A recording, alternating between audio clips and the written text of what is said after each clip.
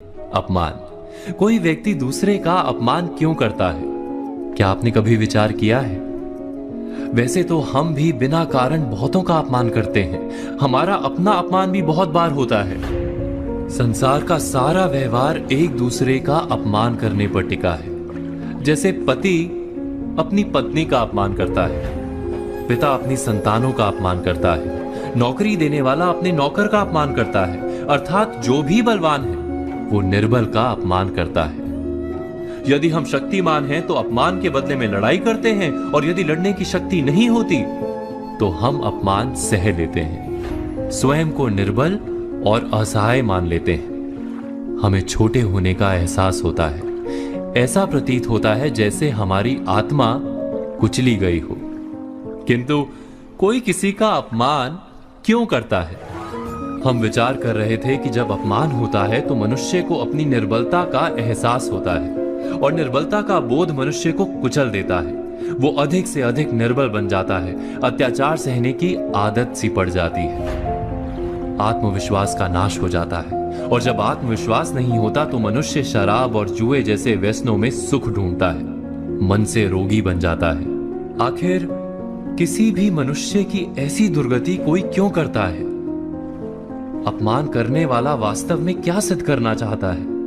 कभी गहराई से विचार किया है? वास्तव में हम किसी का अपमान करते हैं उसकी निर्बलता सिद्ध करने के लिए, यह बताने के लिए कि हम अधिक शक्तिमान हैं। अर्थात वास्तव में अपमान करने वाला स्वयं अपने आप को शक्तिमान या बलवान सिद्ध करने का प्रयास कर रहा है। अपमान करने वाला हकीकत में अपनी शक्ति से आश्वस्त नहीं है, उसे अपनी शक्ति पर भरोसा नहीं है। दूसरों को चुनौती देकर वो अपनी शक्ति पर विश्वास प्राप्त करने की कोशिश करता है। क्या ये सच नहीं कि जब हम किसी का अपमान करते हैं तो वास्तव में इतना ही प्रकट करते हैं कि हमें अपने बल पर भरोसा नहीं? हमें ये संसार एक अविरत संघर्ष प्रतीत होता है, कभी ना रुकने वाली एक जंग सी दिखाई देती है। हम अपने निकट आने वाले सभी को प्रतिद्वंदी मानते हैं, फिर वो पति या पत्नी ही क्यों ना हो।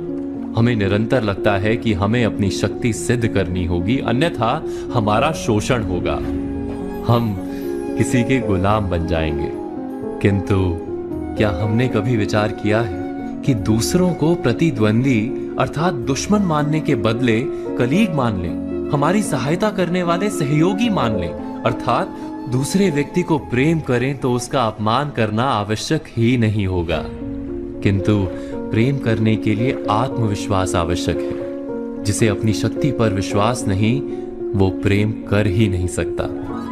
अर्थात जिसका हृदय आत्मविश्वास से भरा होता है, ना वो अपमान करता है, ना अपमान को स्वीकार करता है।